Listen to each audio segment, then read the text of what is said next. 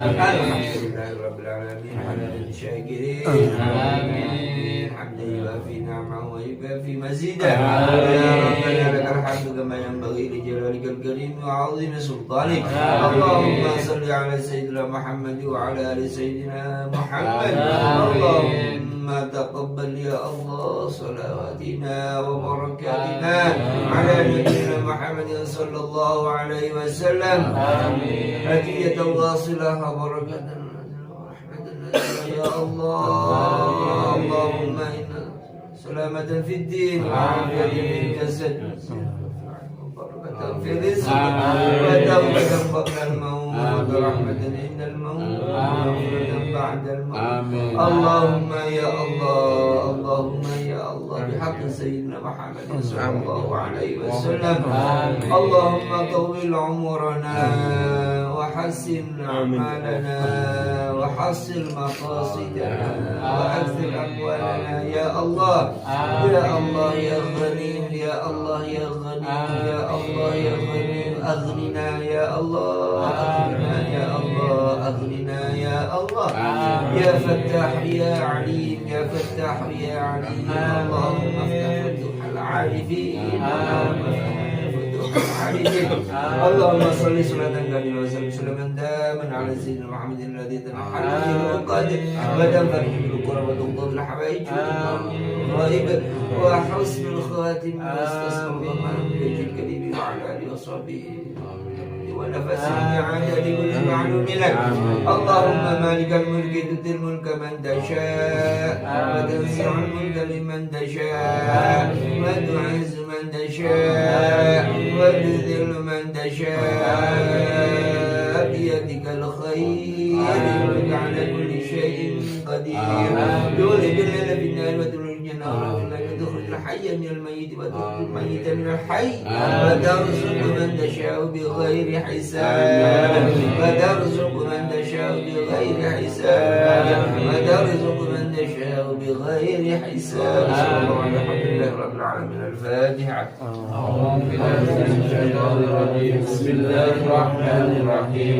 الحمد لله رب العالمين الرحمن الرحيم مالك يوم الدين إياك نعبد وإياك نستعين اهدنا الصراط المستقيم صراط الذين أنعمت عليهم غير المغضوب عليهم ولا الضالين آمين.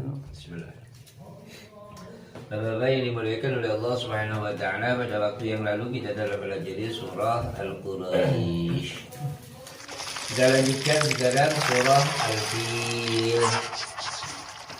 Alam tara kaifa fa'ala rabbuka bi'as.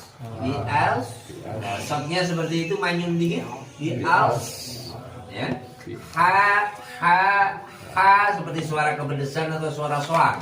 Jadi sini ketutup. Ha bi'as, ha salah. Bi'as ha bil fil. Ya. Alam yaj'al, alam yaj'al, enggak boleh alam yaj'al, enggak boleh. Ya, alam yaj'al, enggak boleh juga. Alam yaj'al kaidahum fi tadlil.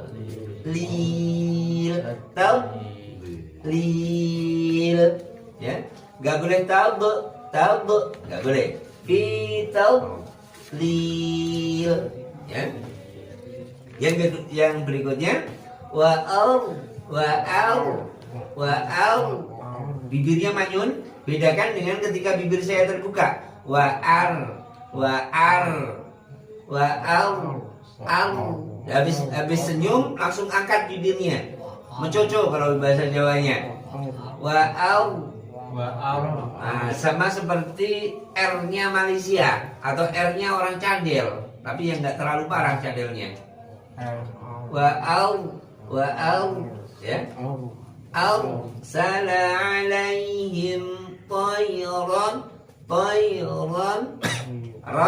ron ababil tarmihim tarmihim. Tahan dulu karena ada mim mati ketemu ba, ya. Tarmihim bihijaratin min. Yang terdengar suara apa itu? Min. Tengah. Bedakan dengan ini tulisannya seperti ini. Min sijil.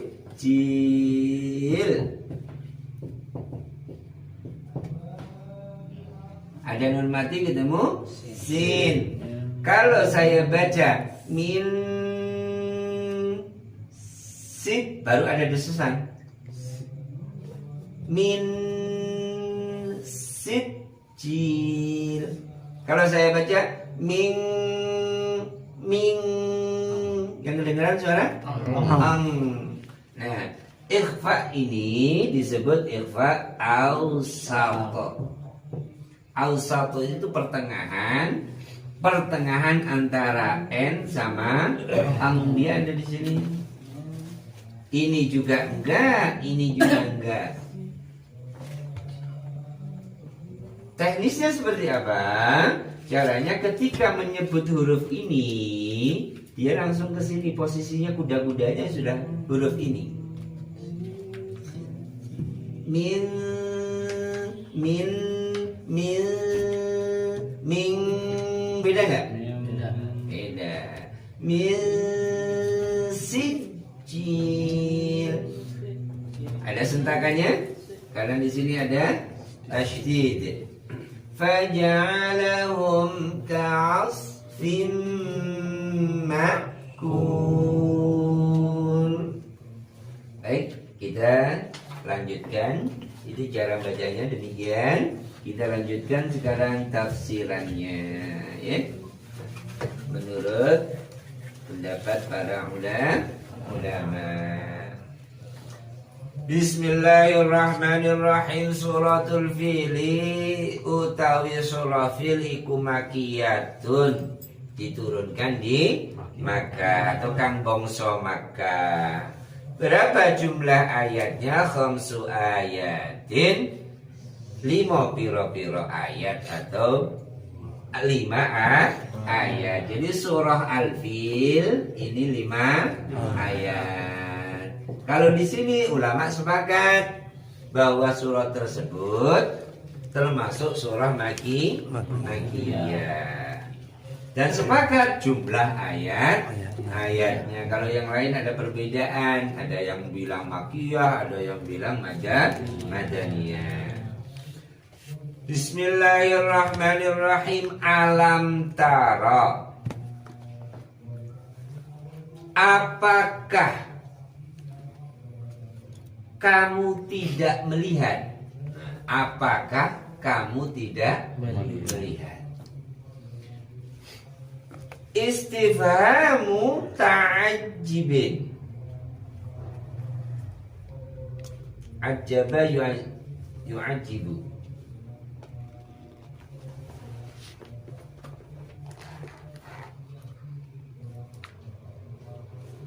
Istifhamu ta'ajubin. Istifham yang berfungsi untuk heran. Jadi huruf A saja ini maknanya bisa banyak, ya.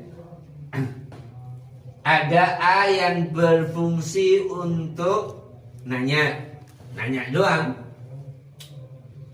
Ada A yang berfungsi nanya tapi keheranan.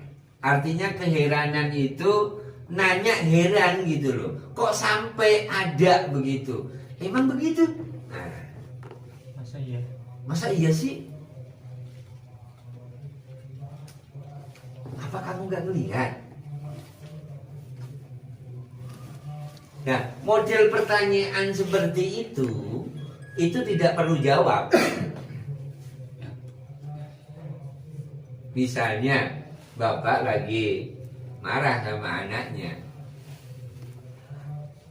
Kamu gak dengar dipanggil bapak? Itu pertanyaan nggak perlu jawaban. Anak jawab malah sengsara, anak mungkin lebih kencang jawabnya. Gitu. Masa sekenceng itu kamu nggak dengar suara ayah? Nah, itu kan heran. Kalau bahasa Jawanya gawo. Waalaikumsalam.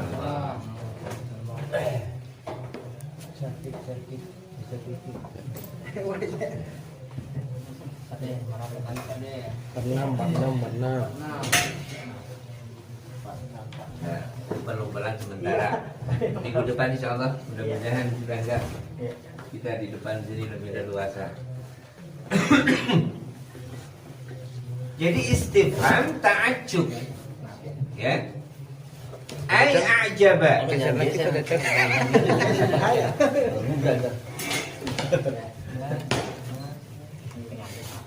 Alam tara,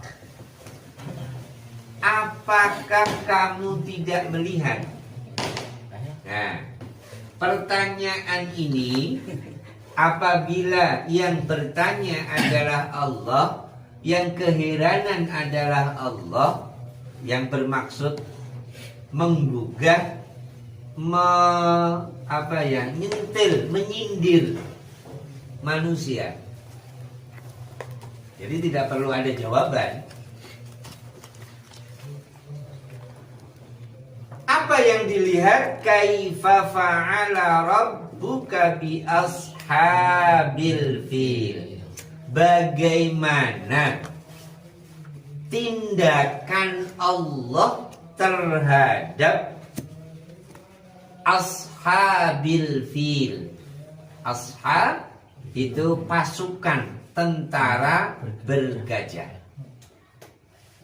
Nah, mari kita lihat dari beberapa pengertian. Kalau kita melihat tara berasal dari kata yaro, artinya melihat. Kemudian ada mimnya, ya. Awalnya yaro, dari yaro kemudian menjadi taro. Ininya ghaib, kemudian ada alam taro, yaknya hilang. Ini bahasa aslinya ini, tapi karena kemasukan lam maka yaknya hilang supaya Bapak paham. Bapak baca di terjemahan sampai budek juga nggak bakal ketemu. Gitu ya. Alam taro, tidakkah kamu melihat? Nah, kita ini melihat itu punya dua makna. Melihat itu punya dua makna. Makna pertama, ya, melihat secara lahir. Dia pakai alatnya namanya mata. Kemudian yang kedua, melihat secara batin. Pakainya adalah hati. Kalau kita melihat dengan dengan mata lahir, yaitu dengan mata, peristiwa ini masih bisa kebayang tidak? Tidak. Karena sudah berabad-abad kita nggak bisa melihat dengan mata. Lalu pertanyaannya Allah, apakah kamu kagak lihat? Berarti yang difungsikan oleh Allah, yang diminta oleh Allah adalah melihat dari kacamata batin, yang menggunakan hati. Kemudian ujungnya adalah iman atau percaya. Itu fungsinya alam taro. Kalimat taro doang, bahasanya panjang, ribet urusannya. Nah, yang diminta oleh Allah, yang diinginkan oleh Allah, manusia, apa kamu kagak melihat bagaimana tindakan Allah terhadap tentara Ka'bah, tentara fil. Nah, bagaimana dahsyatnya ya, alam taro, yang diminta adalah batin. Nah, ini fungsi Quran, fungsi tafsir. Kalau kita melihat dalam arti lahir, ya udah gak ada sejarahnya. Orang kita masanya sangat jauh. Ya, puluhan abad. Ya, 14 abad, 15 abad yang lalu. Tahunnya adalah 571 Masehi. Sekarang 2021. Berapa ratus tahun. Nah, bagaimana kita mau melihat peristiwa ini?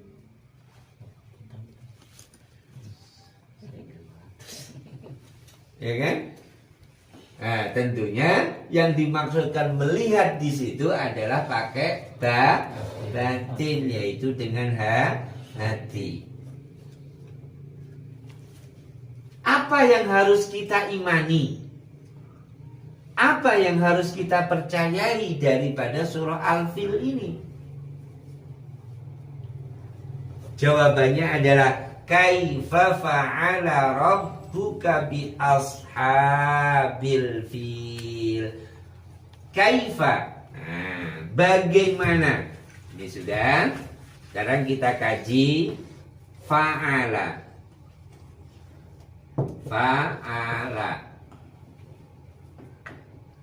Fa'ala ini sigatnya fi'il madhi. Sigatnya fi'il madhi. Yang punya makna, yang punya arti telah. Masa lampau.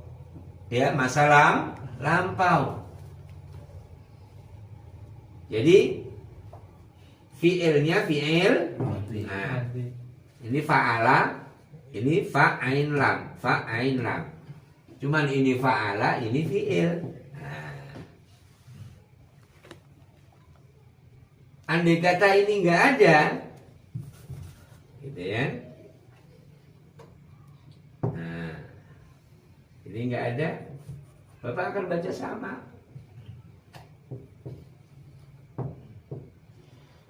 Ini fa'ala madhi. Iya kan? Nah, kalau ini fa'ala, ini fi'il.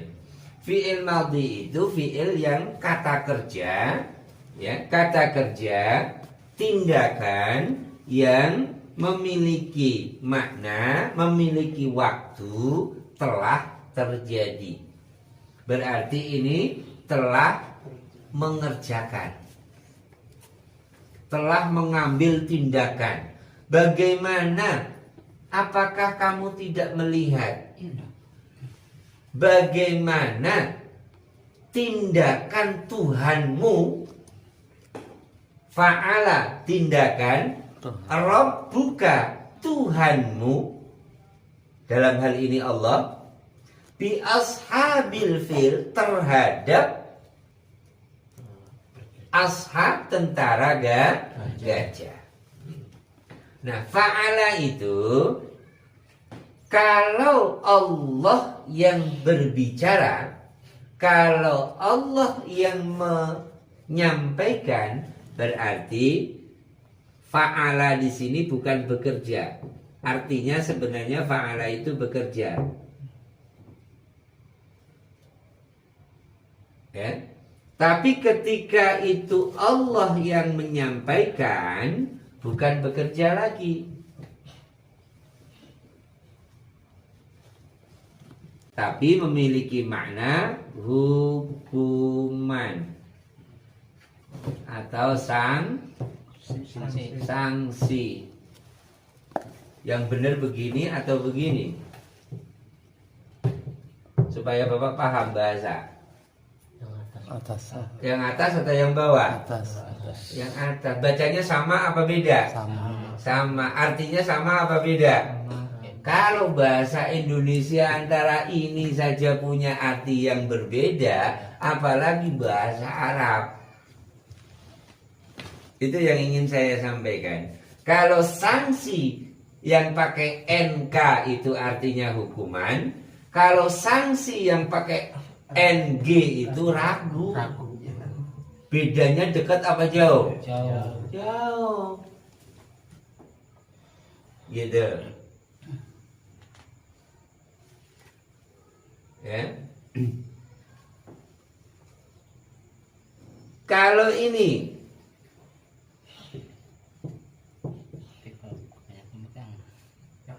umat dengan ini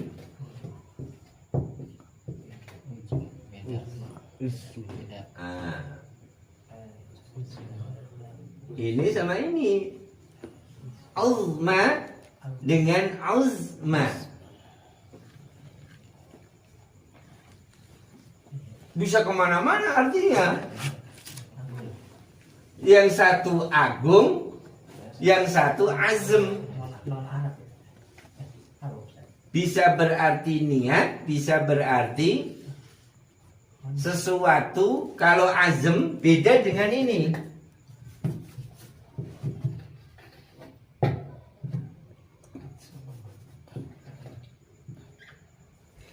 Kalau non Arab ajam. Minal Arabi wal ajam. Gitu. Uzmun, ajmun. Punya makna yang beda. Itu. Ya inilah. Pak kita kan bukan orang Arab, orang Indonesia. Apalagi misalnya Pak Mugdas begitu ya. Jangan barangkali itu panggilan. Bapak saya. Oh jangan. Barangkali rezeki itu. Segera diangkat. Jangan sampai terputus. Angkat aja Bapak ini. Langsung diangkat.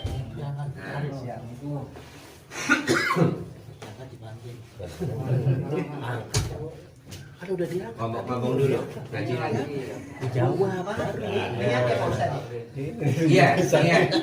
Azm. Kalau kalimatnya yang di Al-Quran apa contohnya? Di Quran maka gak ada. Oh.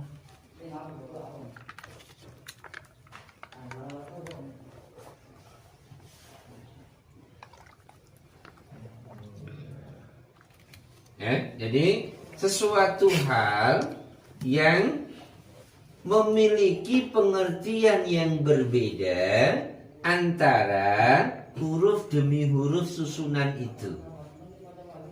Ada yang tulisannya begini, ada yang tulisannya begini. Bunyinya sama, cuman tulisannya beda. Maknanya beda. Nah ini Quran juga begitu.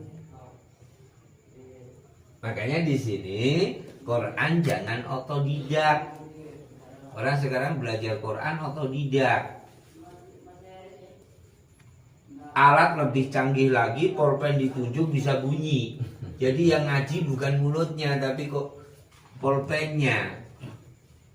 Itu teknologi. Pak kan belajar. Begitu. Kalau nggak tepat akan menjadi masalah. Nanti di akhirat sono dia ada. Kamu belajar Quran dari mana? Dari pulpen. Gitu.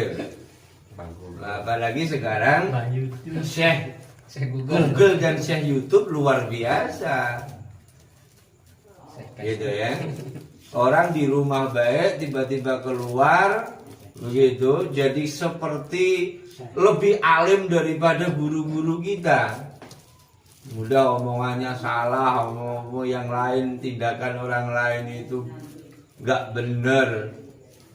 Itu akibat daripada gurunya yang banyak nonton YouTube. Banyakan nonton YouTube sama Google. Gitu ya. Saya YouTube. Pak Arif juga bisa. Nah, coba aja. Materi apa? Bapak ketik dari situ tadi. Nah, ntar catat dalilnya, catat hadisnya, pakai khutbah. Mereka rock. Itu.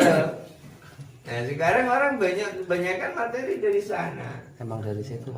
Gitu. Ya saya al YouTube, sama saya al Google. Ya, jadi belajar Quran, Nabi menerima wahyu dengan cara mengutus malaikat Jibril.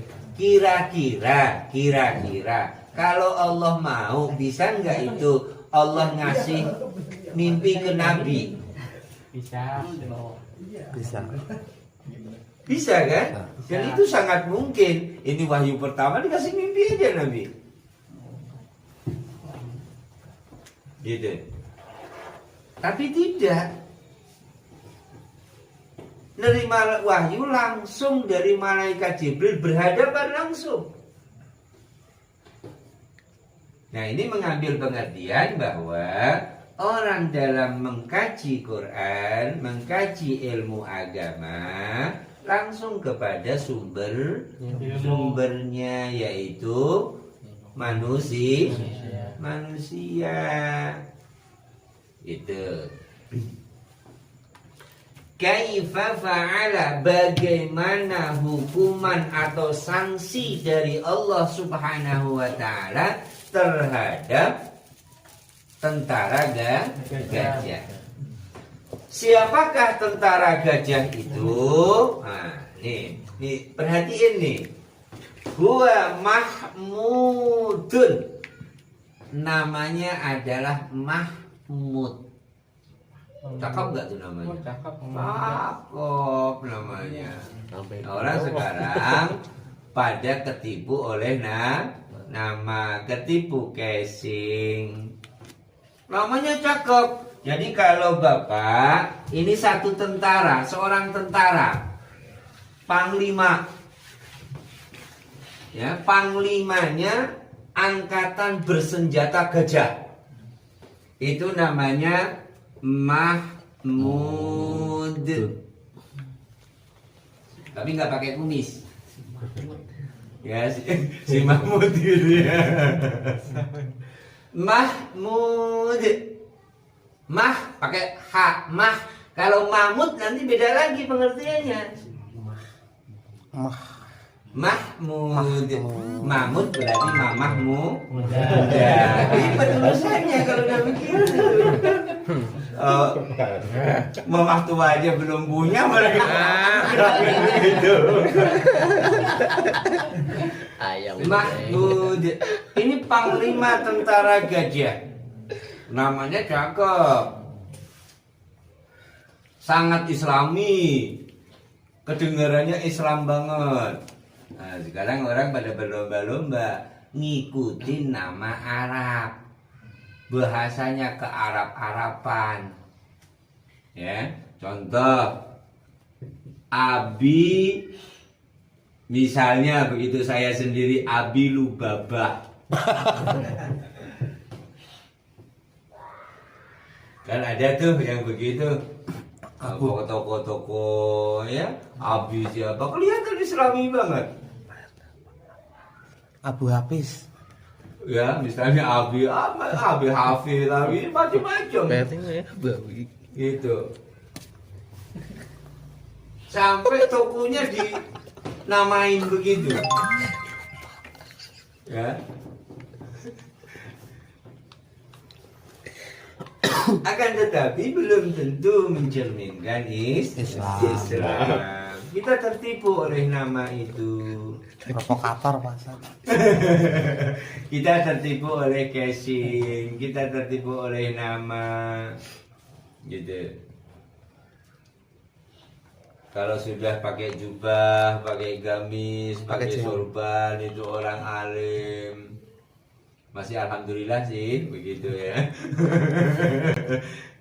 Tapi orang yang pakai biasa, yang nggak pakai sorban, yang nggak pakai jubah dianggap biasa. Ah, nggak ada apa-apanya lu gitu. Lihatnya casing Pak Ustaz. Lihatnya guys, Casing. makanya ada cerita tuh zaman ditegur oleh peserta yang lain. Kenapa engkau masukkan kue hidangan itu ke dalam bajuku? Karena saya dihormati karena baju saya. Sehingga yang layak untuk makan ini bukan saya, tapi baju saya. Kan begitu. Baju kebesaran gitu ya.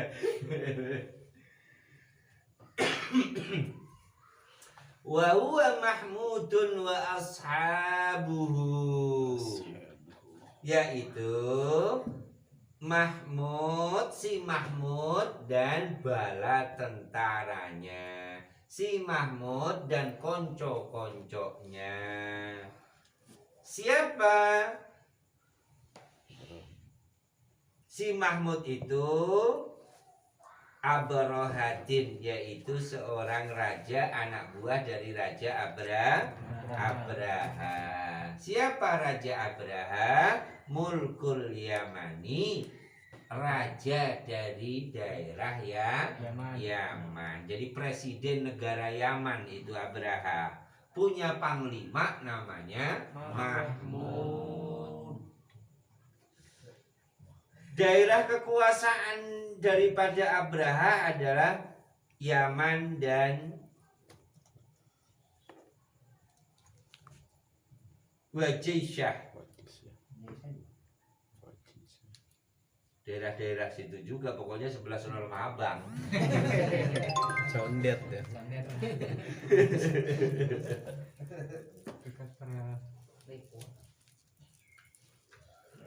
Maaf, Yaman dan Habasyah. Habasyah, ya.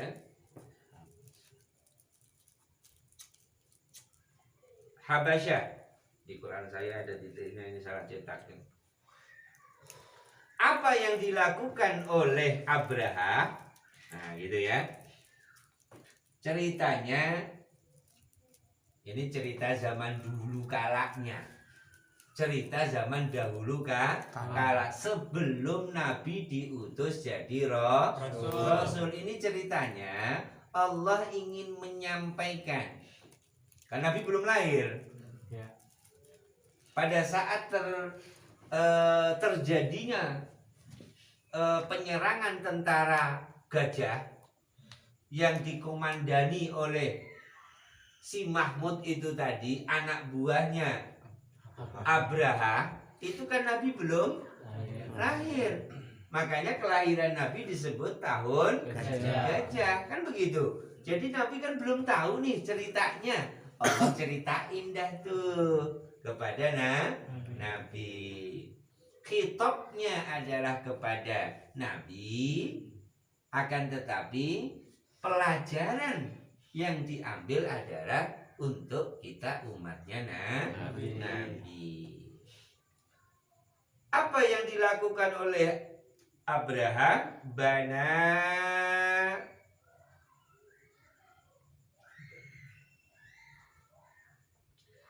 bisona. Si Abraha ini membangun sebuah sebuah bangunan yang menyerupai Ka'bah, tapi gereja. Jadi membuat Ka'bah tandingan. Nah, ceritanya lo begitulah ya. Si Abraha ini membuat Ka'bah tandingan.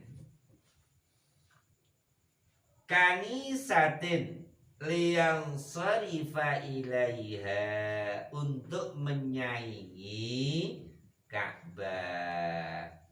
Al-haju min Ka'bata.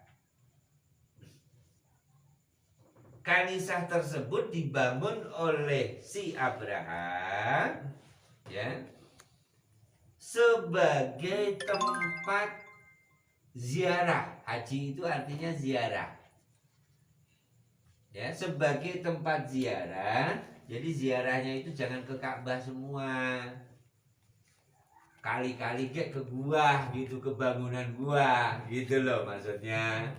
Nah, karena kenapa? Ka'bah asli itu mulai ada itu semenjak Nabi Adam. Ya. Ka'bah asli ada semenjak Nabi Adam. Nah, setelah Nabi Adam, kemudian berganti Nabi Idris, gitu ya.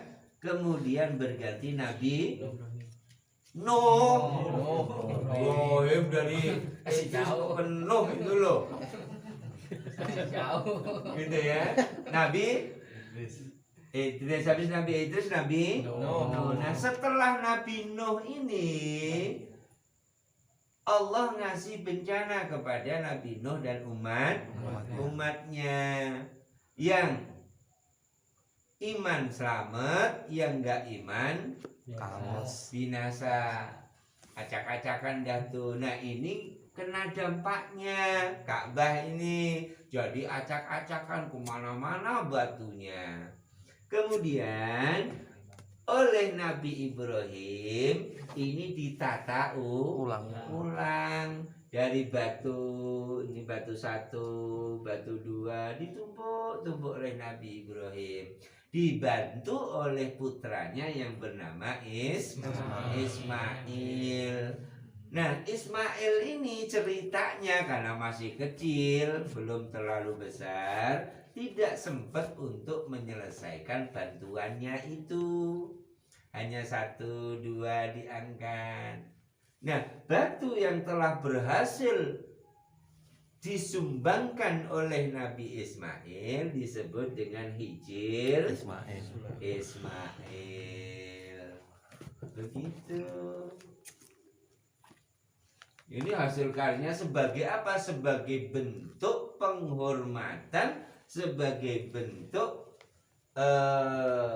kemuliaan mengenang seseorang, harus abadikan. Tidak semua bid'ah. Gitu.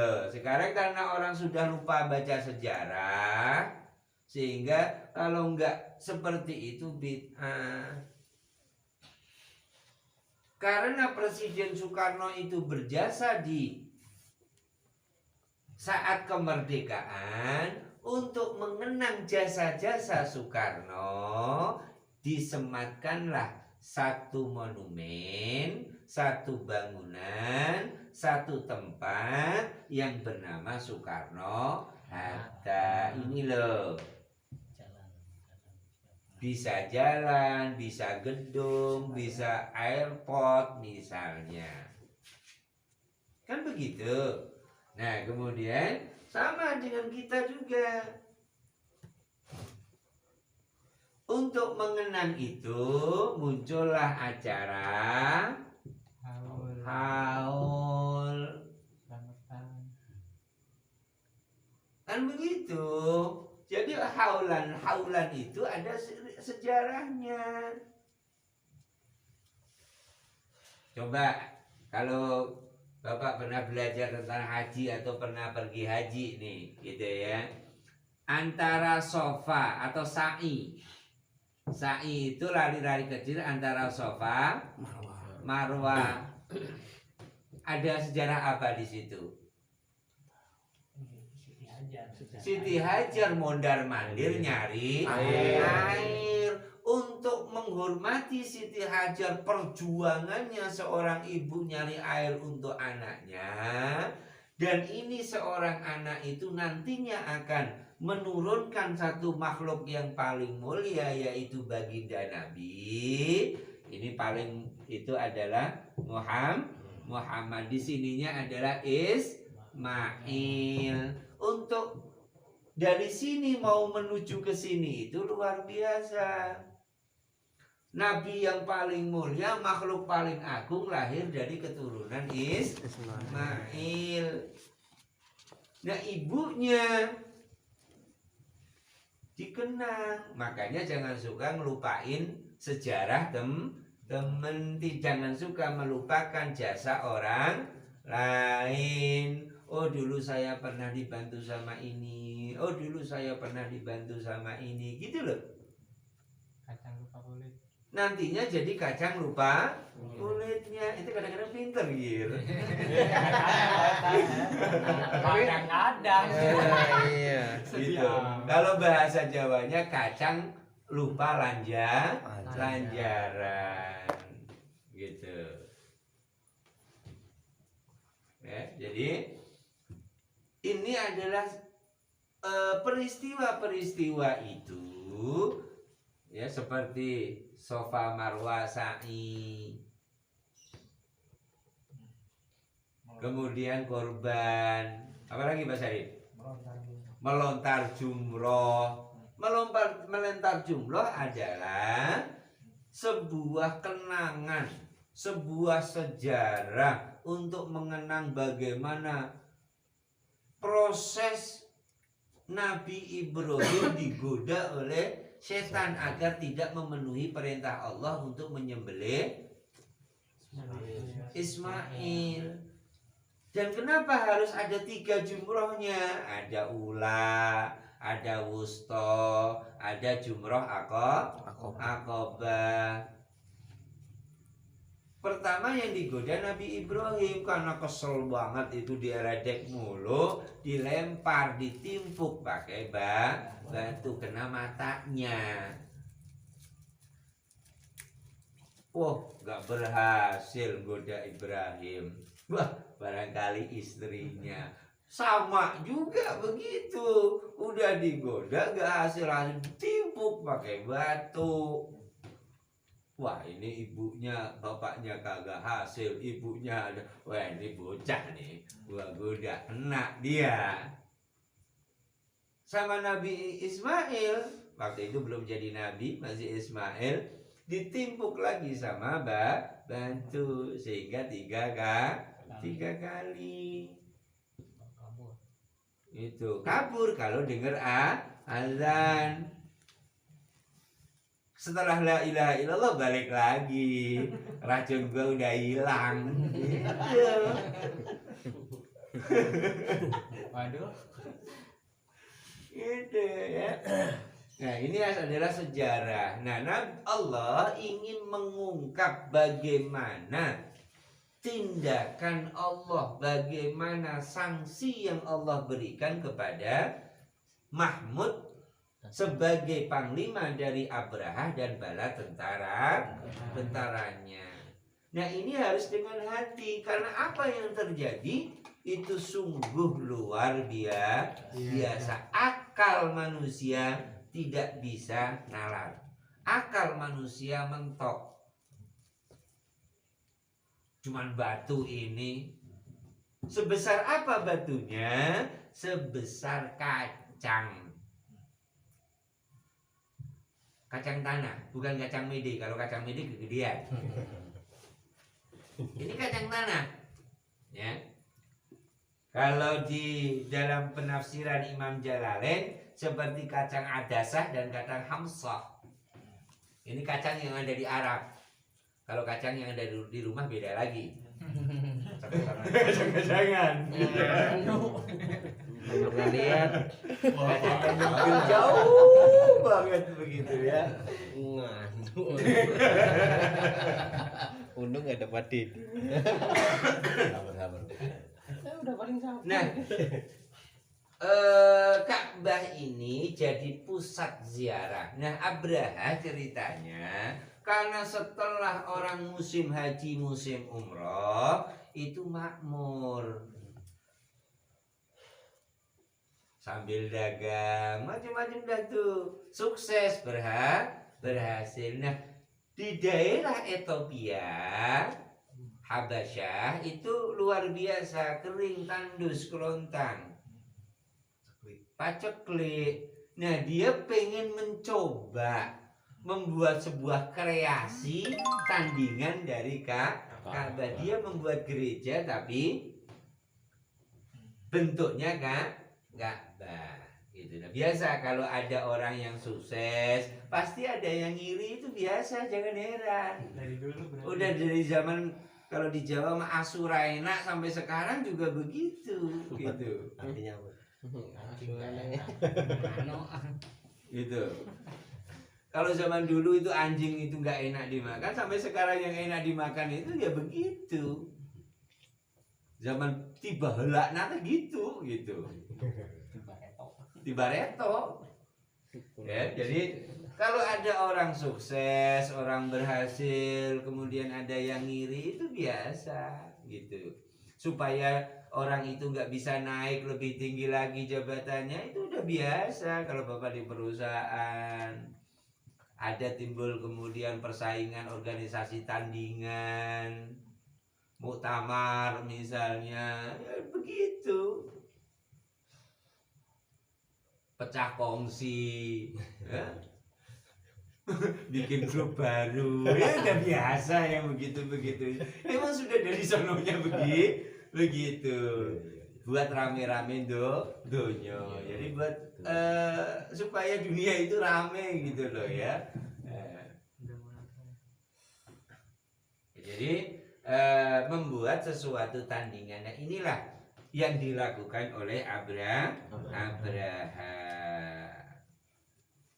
Bagaimana kisah selanjutnya? Insya Allah pertemuan yang akan datang.